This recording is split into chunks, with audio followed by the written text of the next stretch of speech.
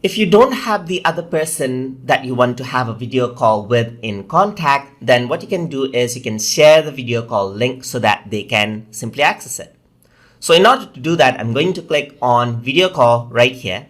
And then what happens is that I am given this dialog box where I can copy link to share.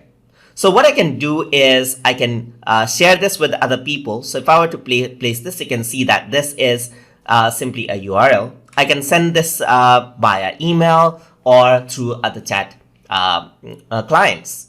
And the other user can then just paste that link out on their browser.